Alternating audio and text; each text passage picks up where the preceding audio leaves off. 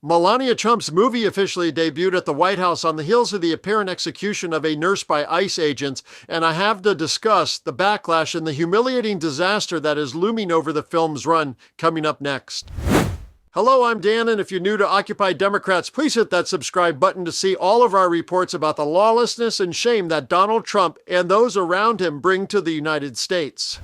Let's begin with context from select news outlets, and then I'll have the most damning reactions to the White House screening by members of Congress, as reported by the Washington Post. First up is the Daily Beast reporting on the White House setting, an odd assembly of characters in attendance. Melania's $75 million movie premiered in a makeshift theater. Amazon's $75 million documentary about First Lady Melania Trump had its first private screening in a makeshift theater at the White House on Saturday evening. The White House Family Theater, a 40-seater where presidents have traditionally screened movies, was demolished in October to make way for Trump's gaudy new $400 million ballroom. Other guests reportedly in attendance included Queen Rania of Jordan, Apple CEO Tim Cook, former boxer Mike Tyson, and self-help coach Tony Robbins. The screening reportedly took place in the East Wing of the White House in a screening room cobbled together by Melania herself with state-of-the-art audiovisual equipment overseen by Ratner. No expense was spared to make up for the last-minute location, with framed souvenir movie tickets and commemorative popcorn boxes specially printed for the occasion. And wealthofgeeks.com focused on the looming financial disaster the film will be and Trump's coercion of Jeff Bezos. Tim Cook, Andy Jassy, and Lisa Su showed up for VIP screening of Melania Trump's movie. The film is still expected to bomb. The $75 million question. Amazon paid $40 million for the rights to Melania. According to Puck's Matthew Baloney, the studio has spent an additional $35 million on marketing. Billboards across major cities, TV spots, and radio ads. Total investment, $75 million.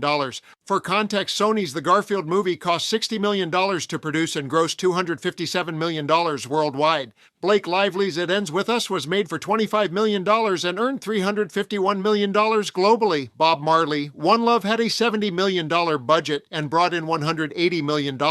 Box Office Pro projects Melania will make $1 to $2 million on its opening weekend. If those numbers hold, Amazon will have spent $75 million to earn back roughly 1.3% to 2.7% of its investment in the first 3 days. Amazon holds billions in government cloud contracts and faces ongoing antitrust cases. Jeff Bezos dined with Trump at Mar-a-Lago before Amazon announced the $40 million deal. Amazon donated $1 million to the inaugural fund. On Saturday, 5 more tech CEOs showed up to watch a documentary about event planning. And now for the most damning report by the Washington Post. It includes some very pointed reactions from members of Congress. Trump hosts Melania screening as Minnesota shooting fallout roils nation. The White House event celebrating a documentary about First Lady Melania Trump was scheduled before a U.S. Border Patrol agent fatally shot an ICU nurse. President Donald Trump and First Lady Melania Trump on Saturday night hosted a private screening of Melania, a new documentary about the First Lady, according to the White House's public calendar.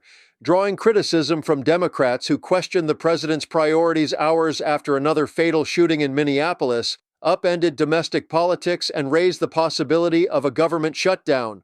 The documentary is being released by Amazon MGM Studios, which reportedly paid $40 million for its rights. Amazon founder Jeff Bezos owns the Washington Post.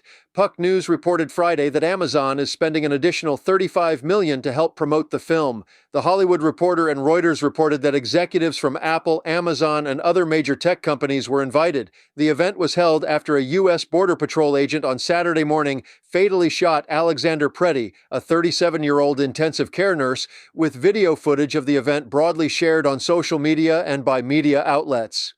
Congressional Democrats called the shooting unjustified, citing video footage that contradicted the Trump administration's claims that Preddy was brandishing a weapon. They also pledged to block a funding package that must be approved before the end of the day on Friday to keep much of the government open, saying that they could not support continued funding for the Department of Homeland Security, which oversees immigration enforcement, without changes to its operations. Senator Bill Cassidy, Republican Louisiana, also called for a full joint federal and state investigation, writing on social media that the events in the city were incredibly disturbing. Some Democrats further criticized Trump for hosting a film screening at the White House as a major winter storm is menacing much of the country. About 24 states had declared states of emergency as of Saturday night, with sleet, ice, and snow pelting parts of the central United States. So what is the president up to? Having a movie night at the White House, Representative Alexandria Ocasio-Cortez, Democrat, New York, a frequent Trump critic, posted on social media, he's unfit. Saturday night's screening of Melania kicked off a week of White House promotion for the film, which opens Friday in theaters. The First Lady is scheduled to ring the opening bell of the New York Stock Exchange on Wednesday. The President and the First Lady are also set to attend a public premiere of the film on Thursday night at Washington's Kennedy Center, which the administration has renamed the Trump Kennedy Center. Trump also has pinned a post to the top of his Truth Social feed that promotes the film as an unforgettable behind-the-scenes look at one of the most important events of our time.